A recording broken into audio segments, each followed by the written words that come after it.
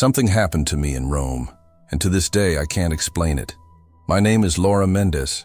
I'm 29 years old, an archivist and paleographer, or at least that's what I told myself when I accepted the research grant at the Vatican. The truth? I was running away. Running away from a crumbling marriage, from an apartment in Sao Paulo filled with suffocating memories, from the pitying looks of my family.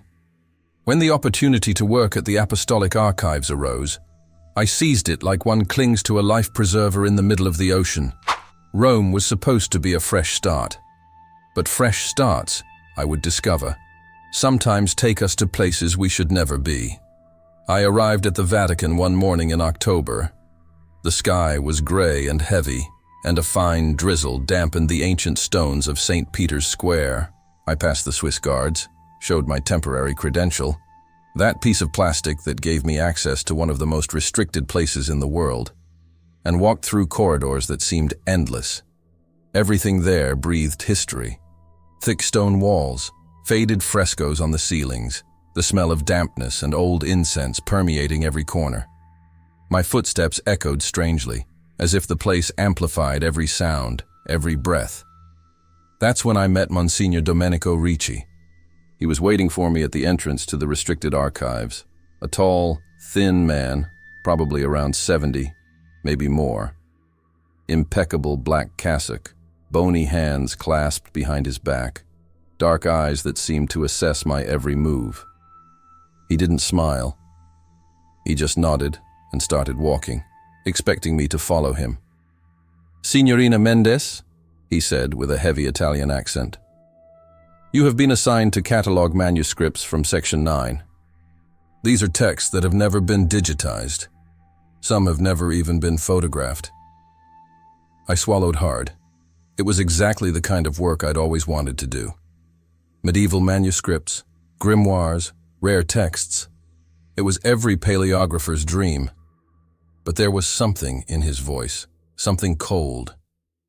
"Some are delicate," he continued without looking back. "You will only read what is necessary for cataloging. Do not photograph. Do not share the content with anyone. Do not read aloud." I frowned. "Why?" He stopped. He turned slowly to me. His eyes were hard, without a trace of gentleness. "Because I'm saying so, madam." There were no more questions.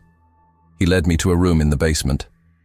The walls were bare stone, lit only by flickering yellowish lamps. There were 3 dark wood bookcases, filled with books bound in worn leather, some with rusty metal clasps. A work table, a chair, an old desk lamp. Nothing else. "You'll be working from 10 p.m. to 4 a.m., he said. "Less movement, more silence. You'll have the key. Lock the door when you leave." "Am I going to be alone here?" I asked, trying not to sound nervous. He smiled, but it wasn't reassuring. "Everyone stays, signorina." And then he left. I stood there, alone, listening to the echo of his footsteps fading down the stone corridor. The heavy metal door slammed shut with a dull thud. Silence. A dense, almost solid silence. I took a deep breath and approached the first bookshelf.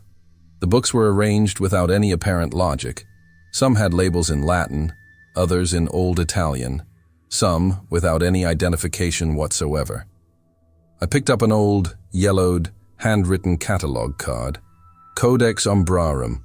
Do not read aloud. Do not translate without episcopal authorization. My heart raced. Codex Umbrarum. And the Book of Shadows. I searched the shelves, but I couldn't find it that night. Maybe it was in another section. Maybe it had been removed.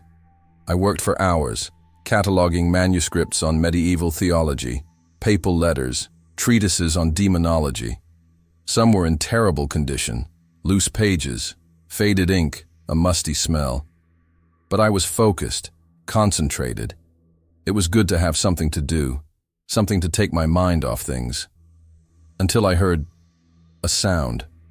Pages are being turned. I stopped. I raised my head. I looked around. I was alone. But the sound continued. Slow, deliberate, as if someone were flipping through a book right there, a few meters from me. "Hello?" My voice came out weak. Silence. The sound stopped. I got up, my heart beating faster now.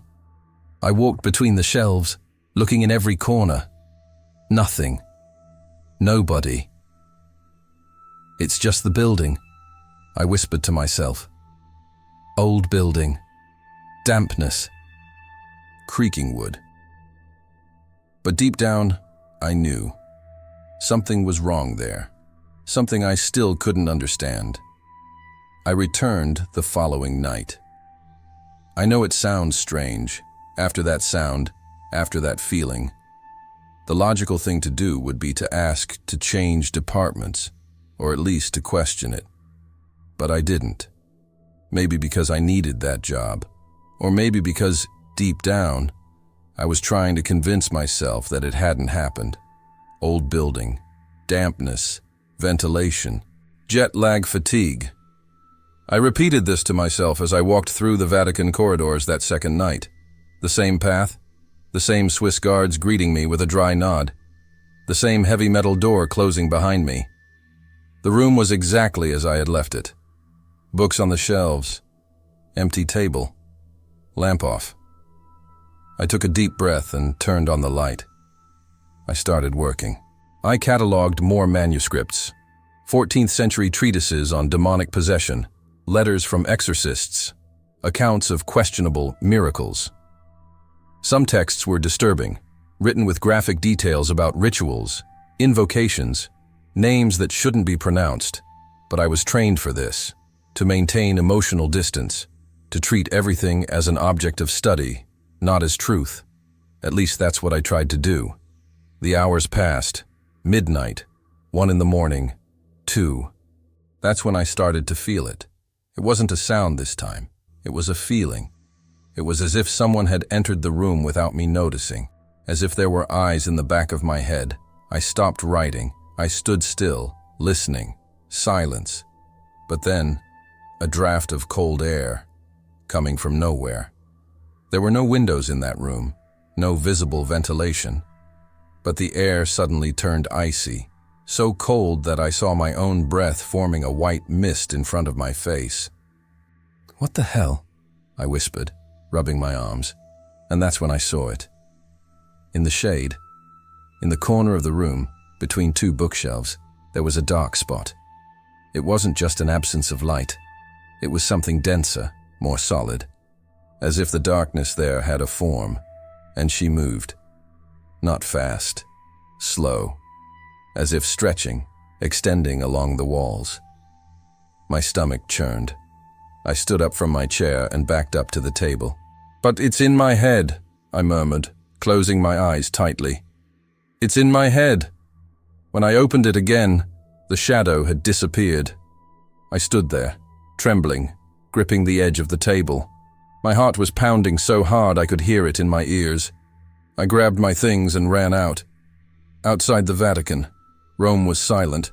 The streets were deserted, with only a few yellowish lights shining from closed shop windows. I walked quickly to my apartment in Trastevere, glancing back at every corner. When I finally got inside and locked the door, I collapsed onto the sofa. My life outside that place was empty. I lived in a tiny, poorly furnished studio apartment. A bed, a table, a window overlooking an alley. No decoration. Nothing to remind me of home. I had fled Brazil, but I brought loneliness with me. I picked up my phone. 3 unread messages from my mother, 2 from my sister. I didn't have the courage to reply. What would I say? "Hi, Mom. I'm fine. I'm just seeing shadows moving on their own in the Vatican." I put my phone down and opened a bottle of cheap wine I'd bought at the corner store. I drank straight from the bottle. I needed to sleep, but I knew I wouldn't be able to. And I was right. I returned in the following days. I don't know why. Perhaps stubbornness. Perhaps denial. Or perhaps because, strangely, that room had become the only thing that filled the void. On the 3rd shift, I found something. I was cataloging the second shelf when I saw a book I hadn't noticed before. It had a worn black leather binding with symbols engraved on the cover, intertwined circles, letters I didn't immediately recognize. I pulled the book out carefully. It was heavy, cold to the touch. I opened it to the first page. Code of Shadows. My blood ran cold. Below the title, in ancient Latin, was written, "He who reads words conquers the soul. He who names shadows frees them.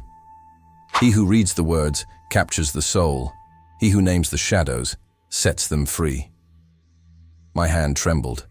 I should close the book. I should put it back. I should get out of there. But I didn't do that. I'll turn the page. There were illustrations, hooded figures standing in circles, strange symbols, and in the center of one of the pages, a single phrase in Latin, "The shadow of your soul is calling you." I knew enough Latin to translate. "The shadow of your soul calls to you." Without thinking, without control, I read aloud, "The shadow of your soul is calling you." The room fell into absolute silence. And then, from somewhere behind me, I heard it. A voice, my own voice, whispering back, "Laura." I didn't sleep that night, not even in the next one. I lay in bed, staring at the cracked ceiling of my apartment, listening to every creak of the wood, every sound coming from the street. My body was exhausted, but my mind wouldn't shut off. Every time I closed my eyes, I heard it again. Laura. My own voice, but it wasn't mine. It was as if someone had recorded it and played it back slowly, distorted, empty. I tried to convince myself it was a hallucination, extreme exhaustion, post-divorce stress, loneliness, anything but accepting what had really happened. But deep down, I knew. I had read something I shouldn't have. I had uttered words that should have remained silent. And now, something had awakened. I returned to the Vatican on the 5th night. I could have quit my job. I could have made up an excuse and taken the first flight back to Brazil. But I didn't, because part of me, the stubborn part, the part that always wanted to prove it was strong enough, couldn't accept running away again. I had already run away from my wedding. I had already run away from my life in São Paulo. I wasn't going to run away from that either. When I entered the manuscript room, everything seemed normal. Shelves in place. Empty desk. The Code of Shadows, it was where I had left it. Closed, as if it had never been touched. I sat down and tried to work. But my concentration was destroyed. Every sound made me jump. Every shadow seemed to move. And then it began. Books that I had left closed were open. At first, I thought it was my carelessness. Maybe I'd left it like that without realizing it. But no. I had an obsessive habit of locking everything up before leaving. I always have. And yet, there they were. 3 books open to specific pages. Pages I had read the night before. I felt a chill run down my spine. I stood up and approached. The pages were marked, not with bookmarks, but with something worse. Fingers. Dirty fingerprints. Like ash or old dust. But they weren't mine. I ran my finger over one of the marks.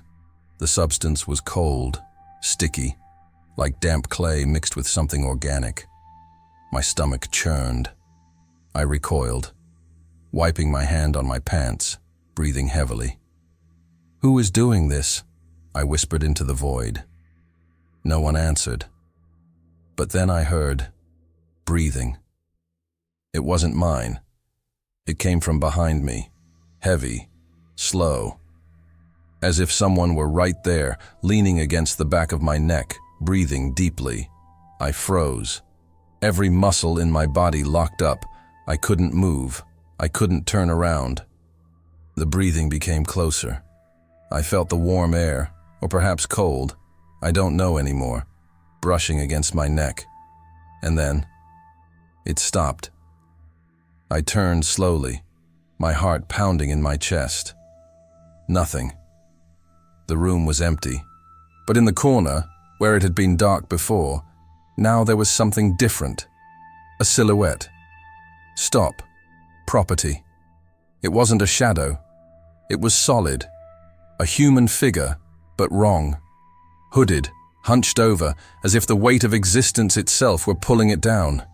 He didn't move. He just watched. I couldn't see the face. There was no face.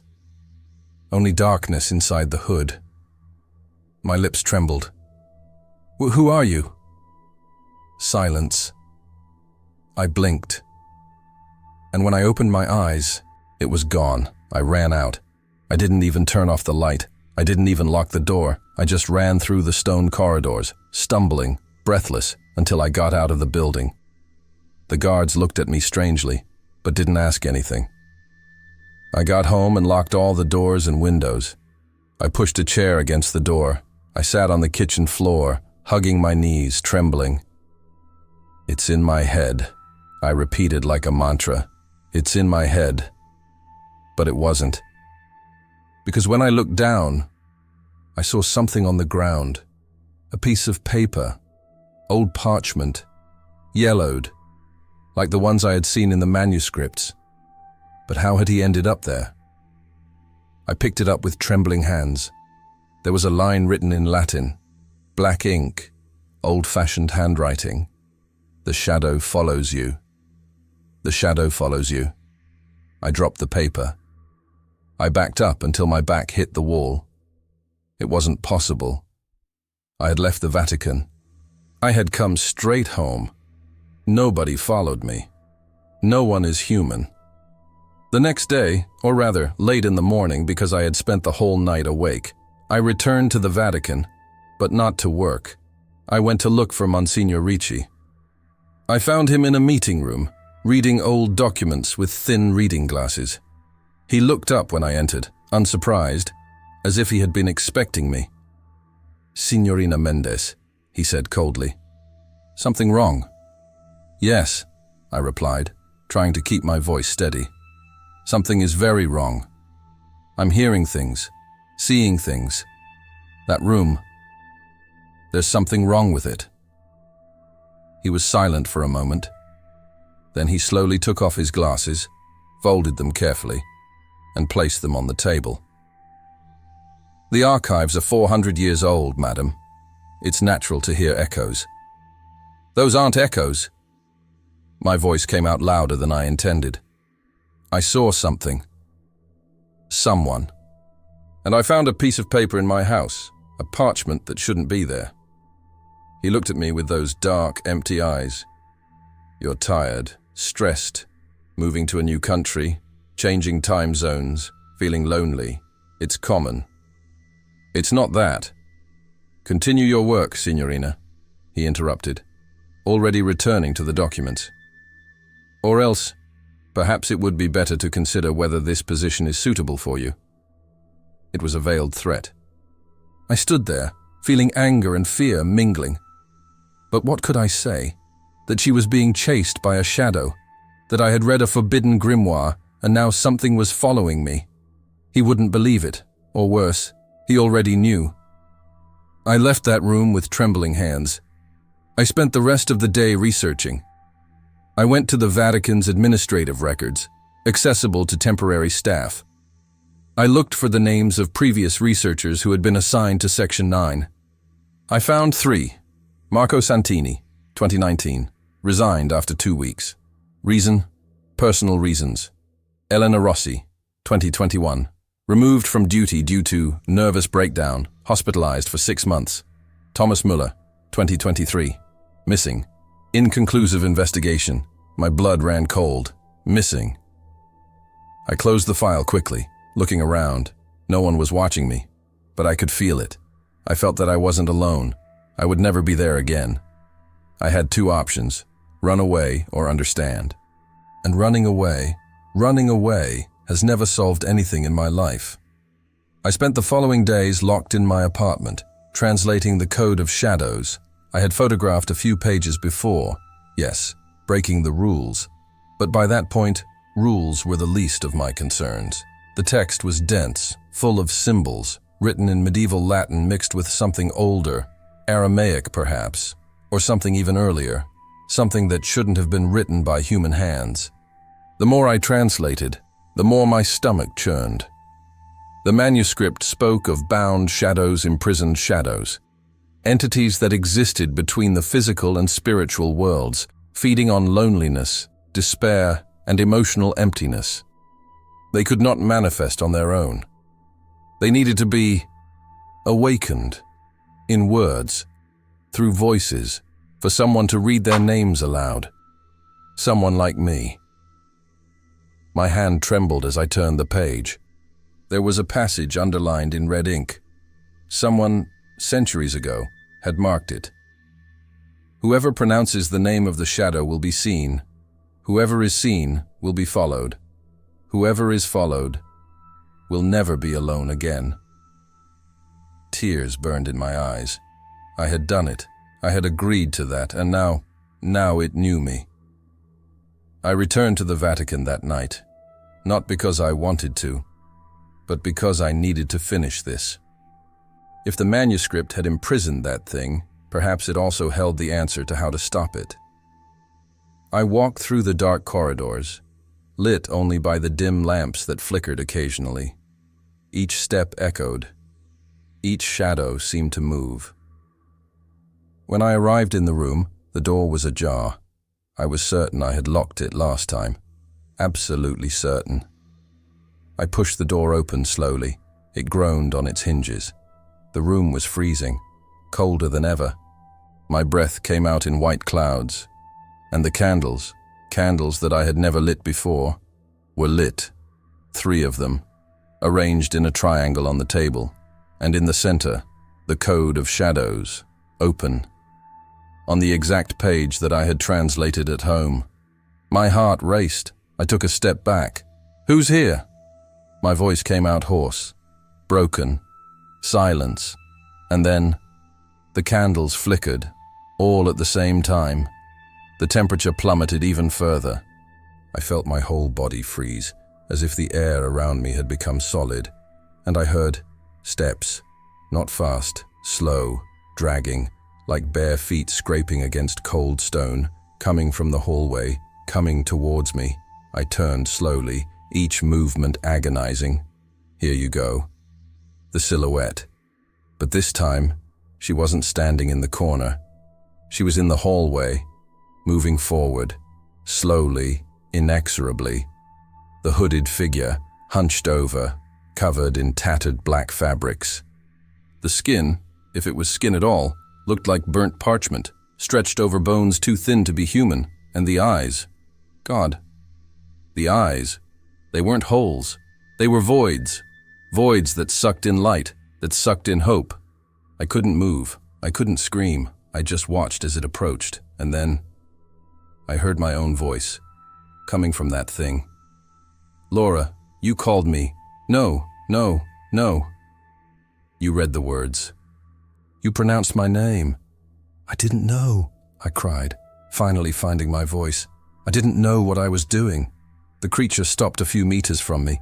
He tilted his head, slowly, like a curious dog, and then she smiled. It had no mouth, but he felt the smile. "It doesn't matter. Now you're mine." The candles all went out at once. Total darkness. I ran. I ran blindly, bumping into shelves, tripping over books, feeling the presence right behind me. She was so close that I could feel the cold radiating from her. I found the door. I went out.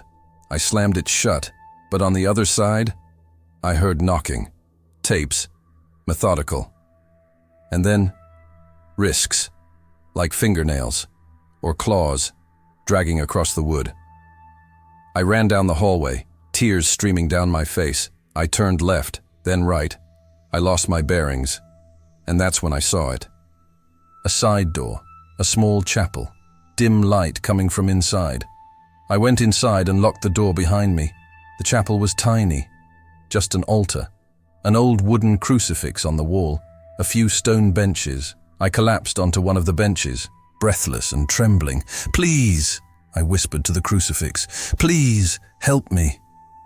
Silence. I closed my eyes, trying to calm my breathing, and when I opened it, I saw the reflection. On the polished stone wall behind the altar, shadows were cast by the dim light, mine, and another one, right behind me, the hooded figure, within the shadow, cast by the cross. I turned slowly. Nothing.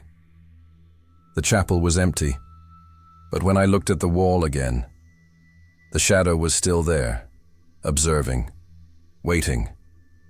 And then, in my mind, I heard that voice again. "You can't escape your own shadow, Laura." I spent the night in the chapel, not because I felt safe, but because I had nowhere to go. Every time I tried to get up, I saw the shadow on the wall, my shadow and that other one, moving together, inseparable. She was right. I couldn't escape my own shadow. As the sun began to rise, the presence seemed to recede, not disappear. It would never disappear, but recede, as if the light were pushing it somewhere deeper within me. I staggered out of the chapel. My body was wrecked. Deep dark circles under my eyes, trembling hands, sweaty and crumpled clothes. But I knew what I had to do. Go back to that room. Finish this, one way or another. I spent the whole day translating the last pages of code of shadows locked in my apartment, curtains drawn, door blocked with a chair. But I knew none of that mattered. Doors and locks couldn't stop what was following me now. The final pages were different. Written in darker ink, almost black, almost brown. Ink made of blood. I realized with horror. And the text was a confession, written by a 13th century monk, a copyist who had been tasked with transcribing that grimoire. He described the process, how the words seemed to write themselves, how he heard whispers while he worked, how, upon finishing, he realized he was no longer alone. "The shadow cannot be destroyed," he wrote, "because she is not a creature. She is a bond, a reflection of everything we carry, loneliness, guilt, despair. Whoever awakens her, carries her eternal vigil, becomes a guardian, becomes a prisoner." And on the last line, shaky, almost illegible, "I didn't die, I just remained." I dropped the paper. I understood. I understood everything. There was no way to kill it. There was no exorcism. There was no escape. There was only a replacement. I returned to the Vatican for the last time that night. The hallways were even quieter, as if the building itself knew what was about to happen. When I arrived in the room, the door was open. I went in. The Code of Shadows, it was on the table, open, exactly on the page I had translated. The candles were lit again, and she was there, the hooded figure. Not in the corner, not in the hallway, right in front of me. Stop, waiting. I swallowed hard. I took a step forward. "I know what you want," I said, my voice surprisingly firm. "I understand." The creature tilted its head, slowly. "So you know. There's no way out." "I know." I picked up the book. My hands were no longer trembling. There was no room for fear, only acceptance. I read the last lines aloud, in Latin. Each word weighed like lead on my tongue. "He who guards the shadows remains in the shadows. He who reads words carries the words forever. He who keeps the shadows remains in the shadows. He who reads the words carries the words eternally." The room shook. Not physically, but I felt it, as if reality were folding around me. The figure drew closer, so close that I could feel the cold radiating from it, so close that our faces, if it had faces, were inches apart. And then, she touched my hand. It wasn't solid. It was like plunging into ice water. like feeling ice burning your skin. And in a fraction of a second, I understood everything. Centuries of solitude, decades of despair. All those who had read that book, all those who had uttered those words, they hadn't died. They had become a part of it. And now, I would be too. When I came to, I was alone in the room, but it wasn't. I would never be there again. 3 months later, a new researcher has arrived at the Vatican. Young Brazilian, eyes full of hope and nervousness. I waited for her at the entrance to the restricted archives. A cassock, no. But my clothes were different, darker, heavier. My skin was pale, not sick, but different. As if the light didn't reach it properly. My eyes were sunken, empty, but I smiled, a polite smile. Professional. "Welcome," I said, my voice strangely soft. "You've been assigned to catalog manuscripts for Section 9. She nodded nervously. "Yes. It's an honor. Some texts are delicate," I continued, exactly as Monsignor Ricci had told me. "You will only read what is necessary for cataloging. Do not photograph. Do not share. Do not read aloud." "Why?" she asked. I looked her in the eyes, and for a moment, just one, she must have seen the shadow within me. "Because I'm saying so," I replied coldly. She didn't ask anything else. I took her to the room. The same bookshelves, the same table. And there, in the center, waiting patiently, the Code of Shadows. "You'll be working alone," he said, already turning to leave. "From 10 p.m. to 4 a.m. Lock the door when you leave." "Am I going to be alone?" she asked, with a hint of fear in her voice. I stopped at the door. I turned slightly and she smiled. "No one is alone here." I left. Footsteps echoed down the hallway, but they weren't just mine. Epilogue. If you're listening to this now, if you've made it to the end, know that I'm still there. In Section 9, in the hallways, the shadows between the shelves. What if you ever go into a library late at night? If you hear pages being turned when no one is around? If you feel that someone is watching you, right behind you, don't turn around. Do not read aloud, and never, never say the names of the shadows, because they listen, and once they listen, they never forget. I'd like to know. If you're listening to this now, alone, maybe in the dark, what are you feeling? Fear? Curiosity? Or perhaps that strange feeling that there's something behind you? Leave it in the comments. Just one word, one phrase, whatever. Because sometimes, I wonder how many of you are truly alone while listening.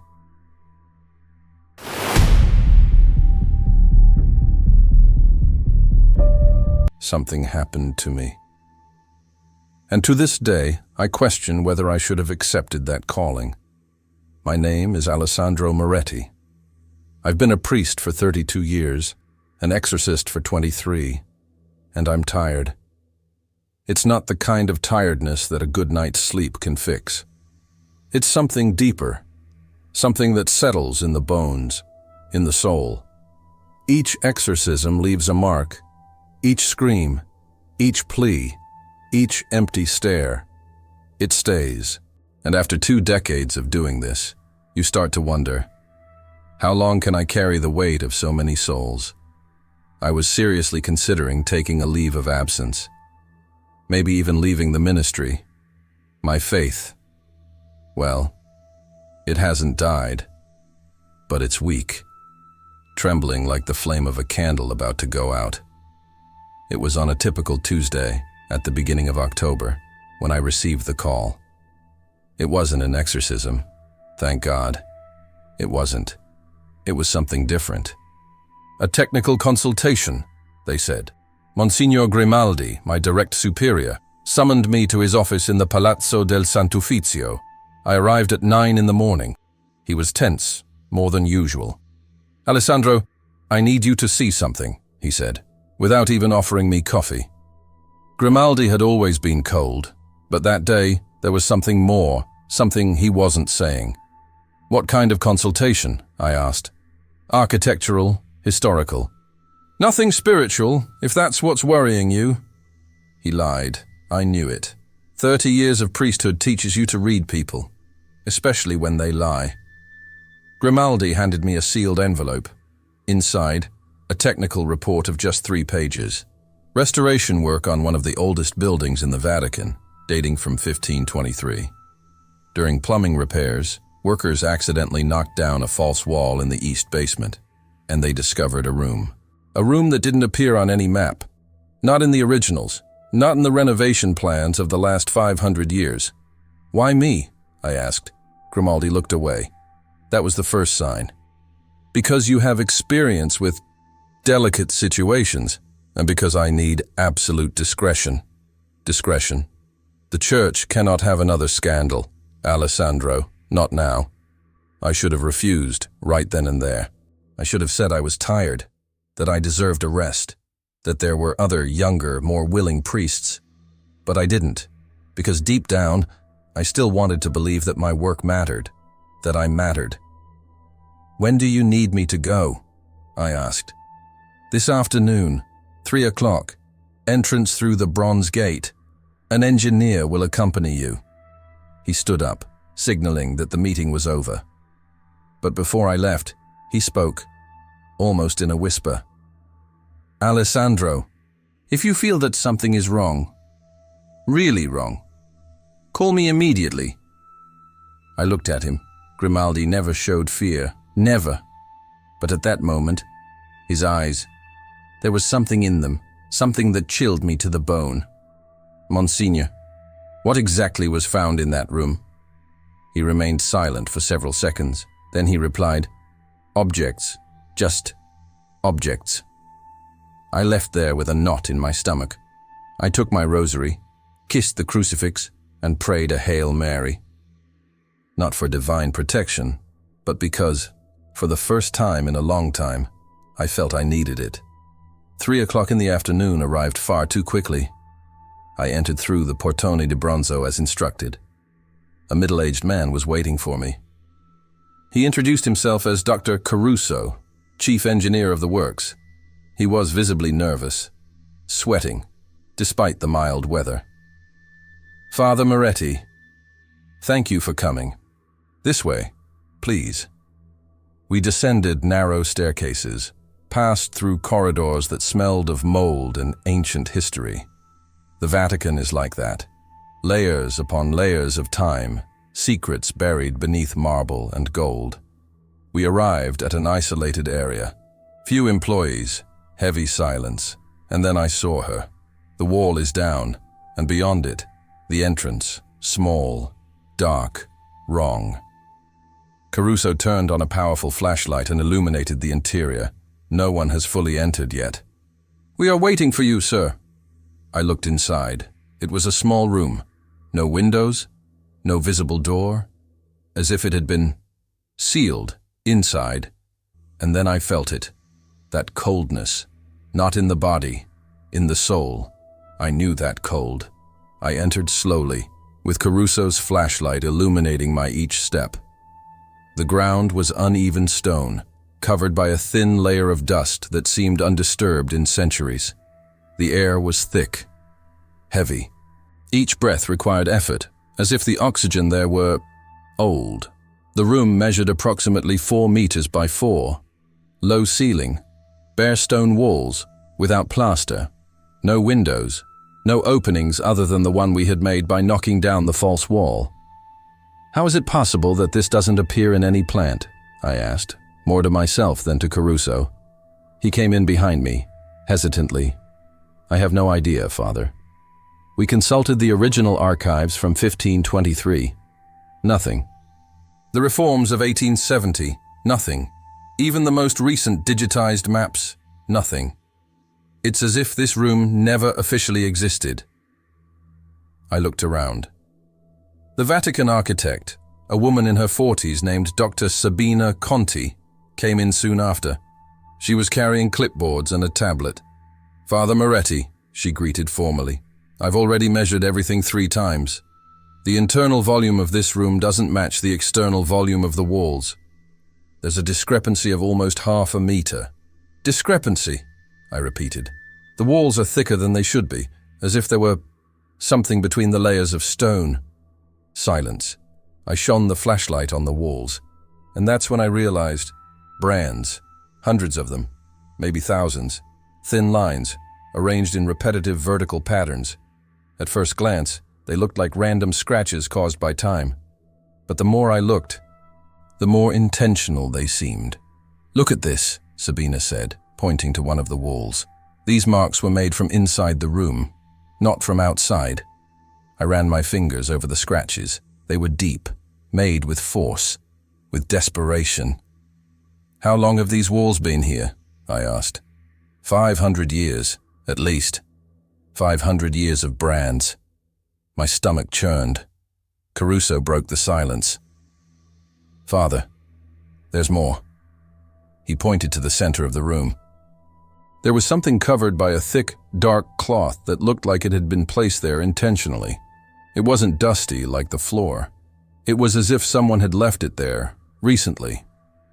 "Did you mess with this?" I asked. "No. It was exactly like that when we came in." I approached slowly.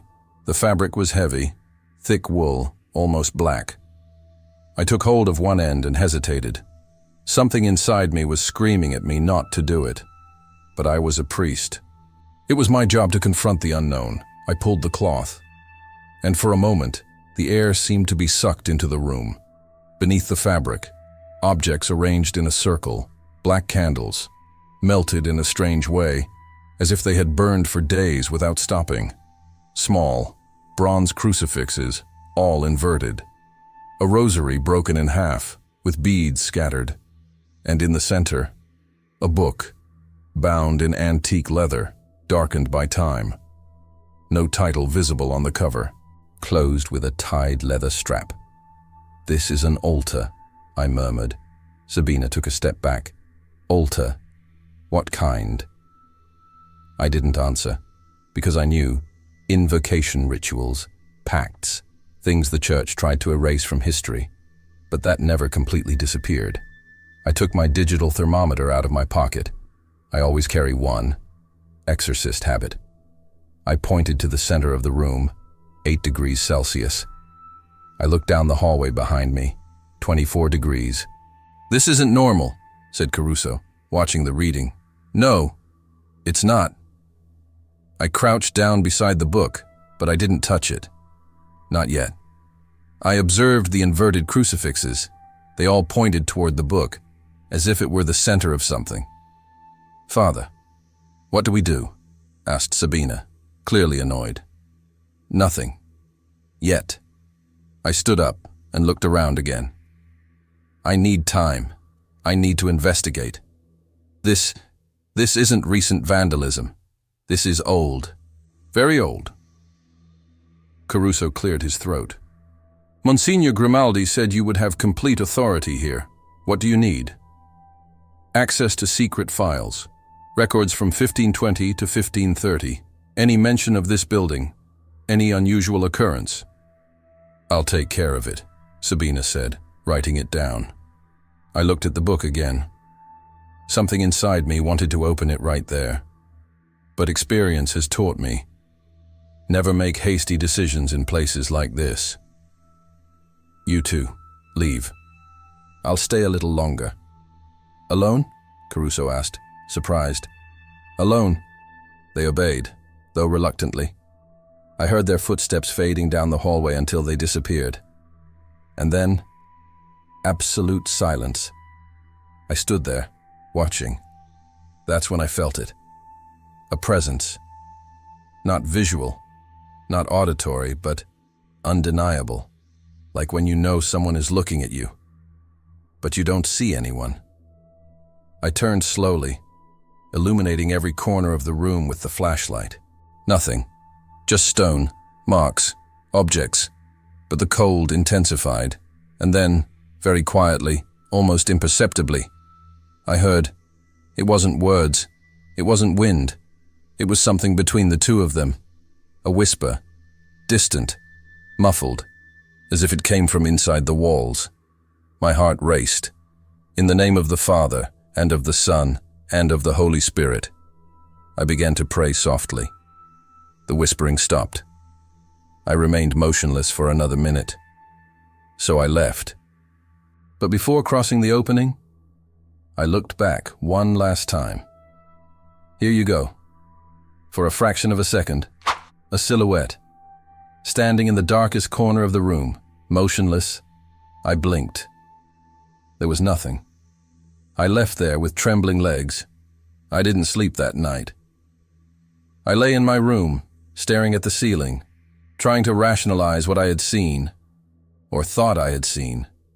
Silhouettes, shadows, tricks of the tired mind. But the cold, that was real. And the whisper. At 6 in the morning, I gave up trying to sleep. I put on my cassock and went straight to the Vatican secret archives.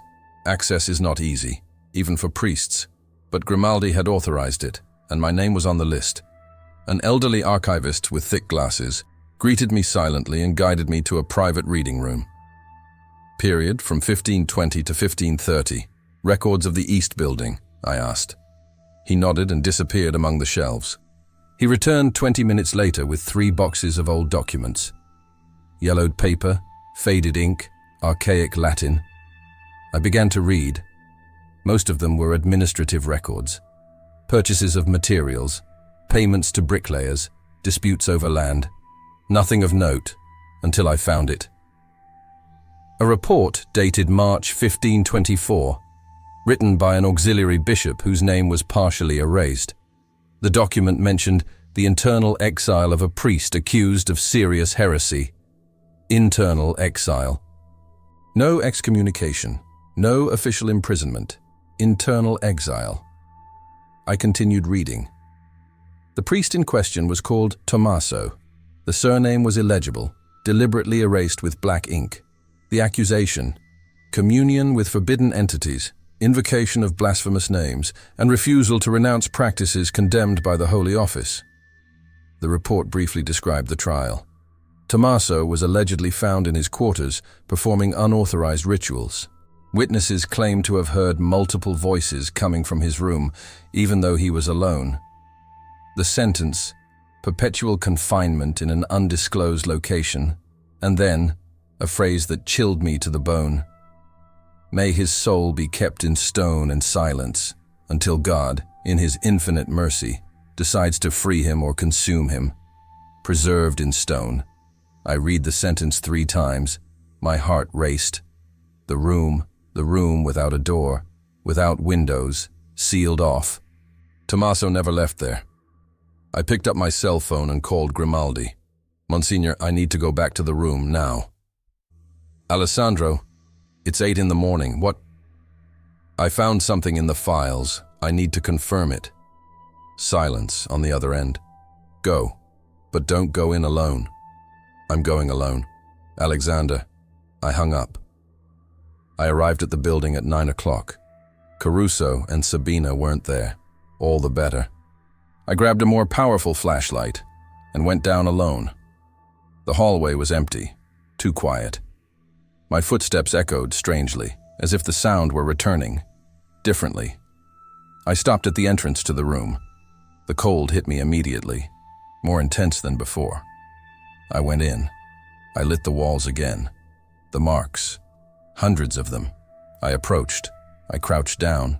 I picked up a magnifying glass I had brought with me. Here you go. These weren't random scratches. They were words, tiny, compulsively recorded, thousands of times, one on top of the other. Forgive me. Free me. I'm still here. I can't die. They won't let me. My breath became short. I ran my hand along the wall, and I felt it. Humidity. But it wasn't water. It was something viscous, organic. I looked at my hand under the light of the flashlight. Something dark, almost black, with a metallic smell. Blood. No, it wasn't fresh blood. It was old. Very old. As if the walls had absorbed it and it had never completely dried. I wiped my hand on my cassock, disgusted. I went to the center of the room. The book was still there, untouched.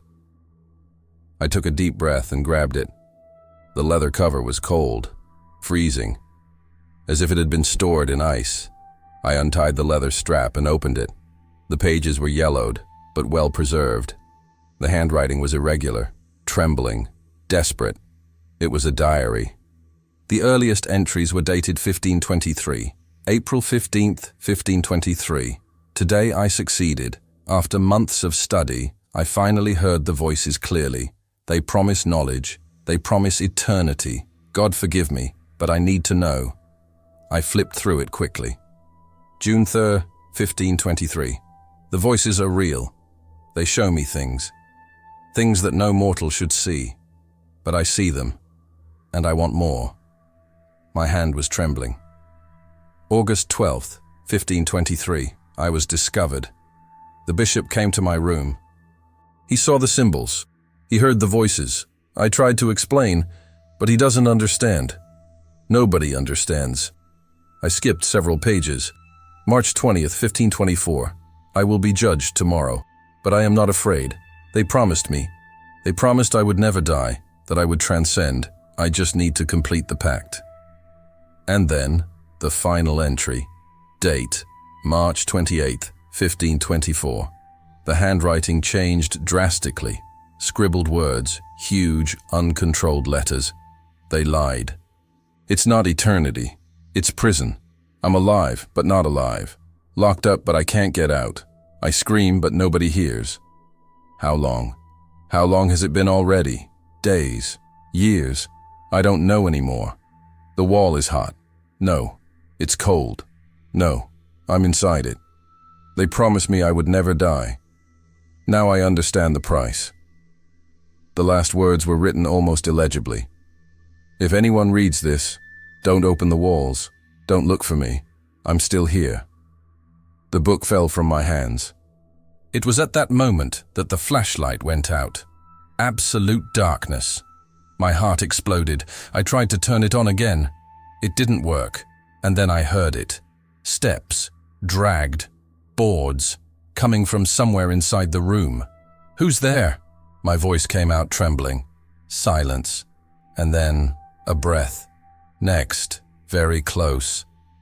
I took out my cell phone and turned on the flashlight. I lit up the surrounding area. Nothing. But when I turned to the wall behind me, for 2 seconds, maybe 3, a face, human, deformed, sunken eyes, mouth open in a silent scream, pressed against the wall, not in front of it, inside it, as if the stone were liquid and he were sinking. And then, it disappeared. Run. I stumbled out of the room, running up the stairs in utter panic. I only stopped when daylight came. I spent the rest of that day locked in my room. I couldn't stop trembling. It wasn't ordinary fear. It was something deeper, primal, as if every cell in my body was screaming, "You saw something that shouldn't exist." I tried to pray. I picked up my rosary.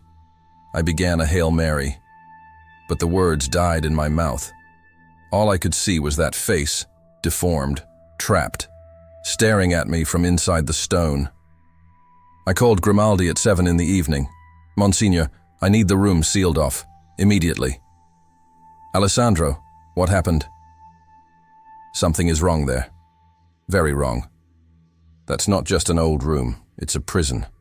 And what's imprisoned there is still there." Prolonged silence. "Alessandro, are you okay?" "I'm lucid, if that's what you're asking. I saw something.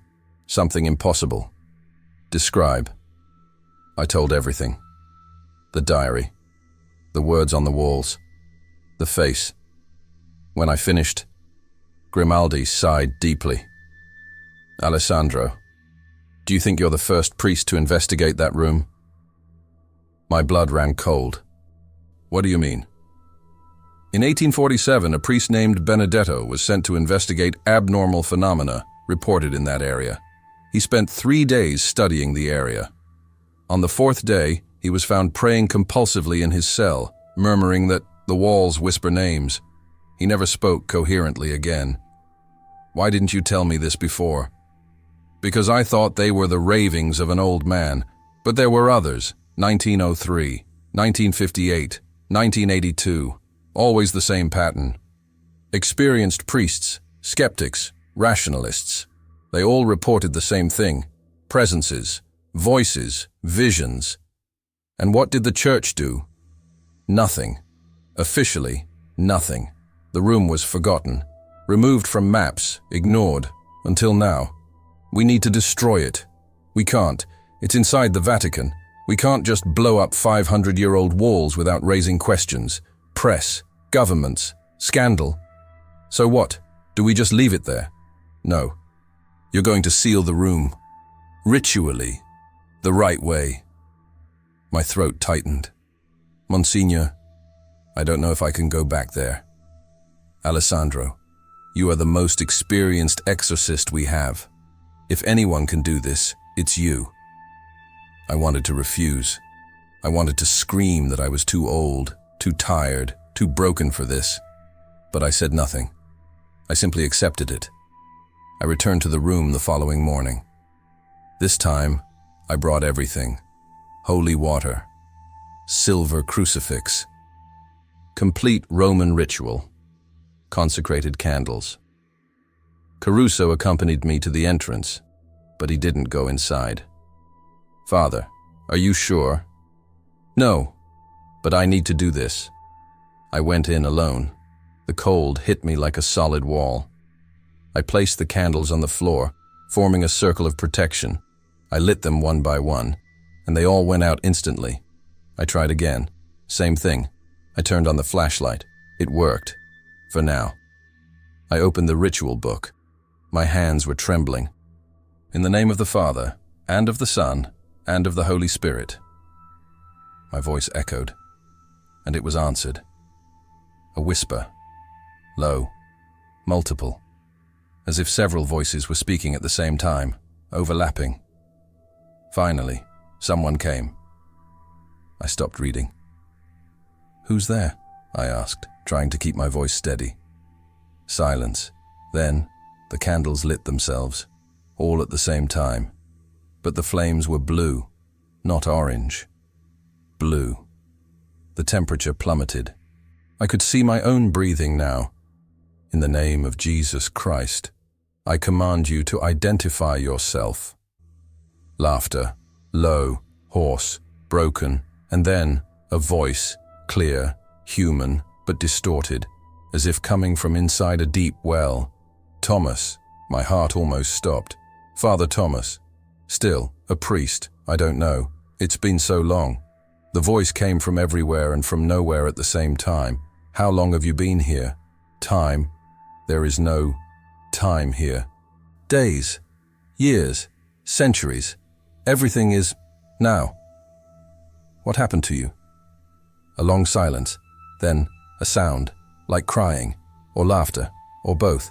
I believed. They promised eternity, knowledge, power. I accepted. I made the pact. And they kept their word. What pact? Never die, never grow old, transcend the flesh. And did it transcend? No. The voice exploded in despair.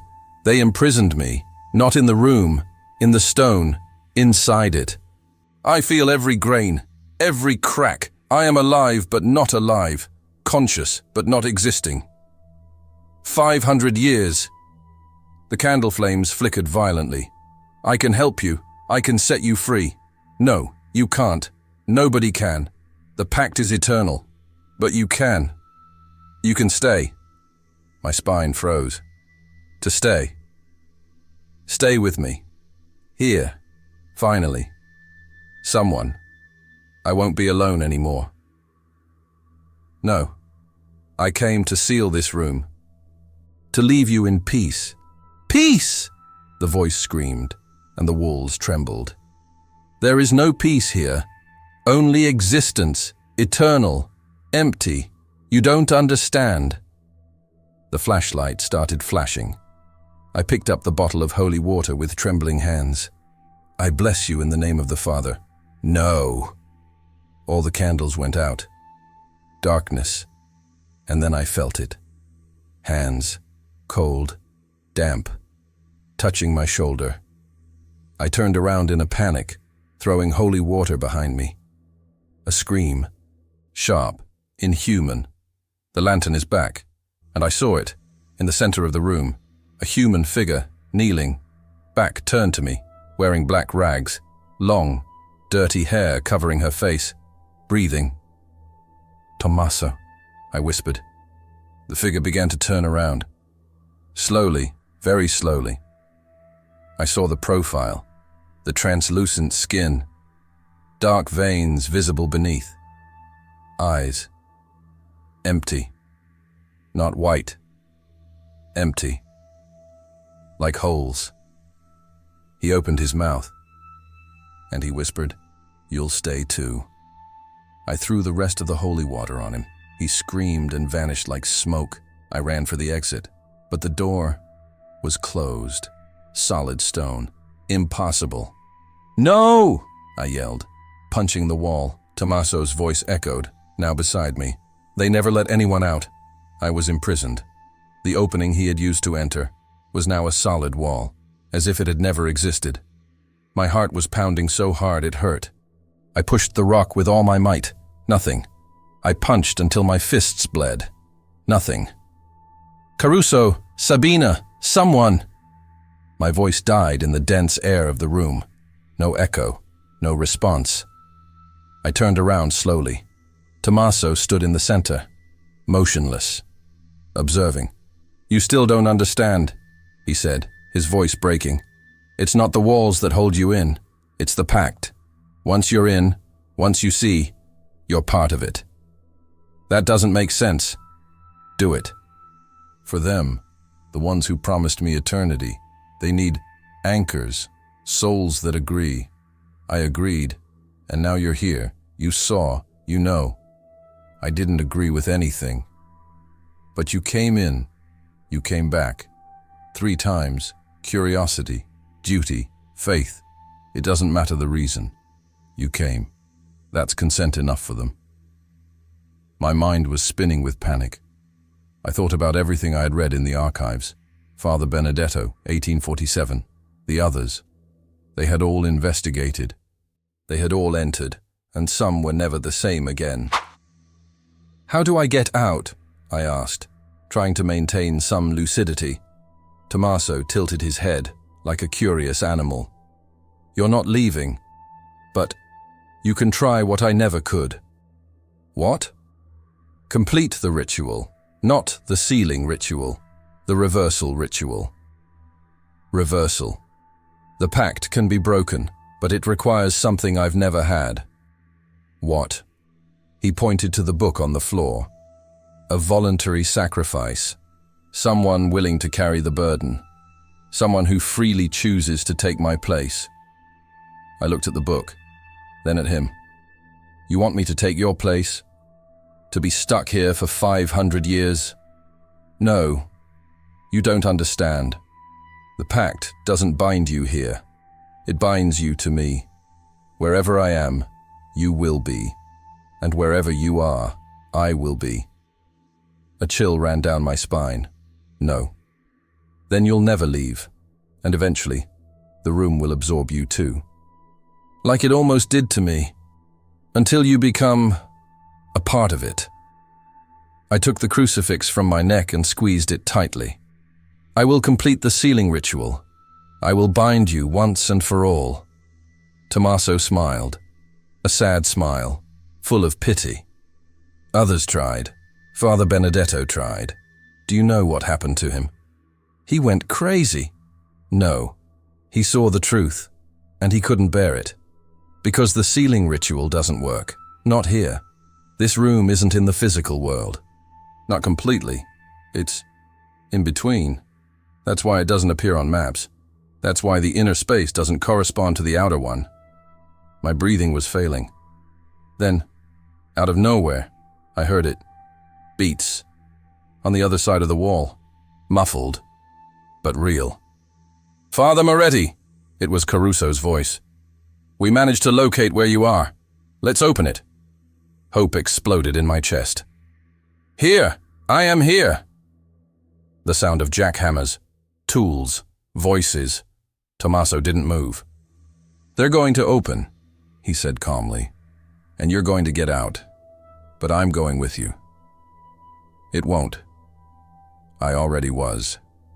From the moment you read my diary, from the moment you saw my face, I am connected to you now. The wall began to crack. Light from the hallway leaked inside. I ran to the opening. Caruso and 2 workers were frantically breaking the stone. "Father, hold on tight." The opening widened. Light, fresh air. I squeezed through the gap, scraping my shoulders, but I made it. I fell to the other side, breathing in large gasps. Caruso helped me get up. "Father, what happened? The wall closed by itself. We called for help immediately." I looked back. The room was empty. Tommaso had disappeared. But then I heard, very quietly, in my ear, as if he were whispering directly into my mind, "Thank you for freeing me, Alessandro." 3 weeks have passed. The room was sealed off with reinforced concrete and iron bars. Monsignor Grimaldi ordered it to be forgotten again. Officially, the case has been closed. I went back to my routine. Mass, confessions, paperwork. But something was wrong. I couldn't sleep anymore. Every night, I would wake up at 3 in the morning. Always 3 in the morning. It's cold. A chill that came from within. And then the marks began to appear. Small, thin, on my bedroom wall. Scratches. On the first day, there were few of them, almost imperceptible. By the 5th day, they had covered half a meter of the wall. On the 10th day, words, "Forgive me, free me, I'm still here." I wasn't doing that. But I recognized the handwriting. It was the same as in the diary. On the 15th night, I woke up and he was there. Thomas, standing in the corner of my room, motionless, observing. I turned on the light. He disappeared. But I knew. He hadn't lied. The pact did not keep him in the room. He would arrest anyone who entered, and now I was the anchor. Wherever I went, he would be there. And the more time passed, the stronger he would become. I sat on the bed, trembling, clutching my rosary. And for the first time in 32 years of priesthood, I cried. Because I understood. Tommaso was not imprisoned for 500 years. He was imprisoned forever. And now, I was too. The last thing I write is this. If you find a forgotten room, if she's not on the maps, if there are any foreign objects inside, do not enter. Don't investigate. Don't try to understand. Because some prisons aren't made of stone. They are made of knowledge. And once you know, you never forget. And what's trapped inside, I'll never forget you either. If you listen to the end, leave a comment saying, "I heard the whispers." And if you want more stories like this, where terror doesn't scream, but whispers, inscreva-se in Whispers in the Dark, because some voices never stop calling.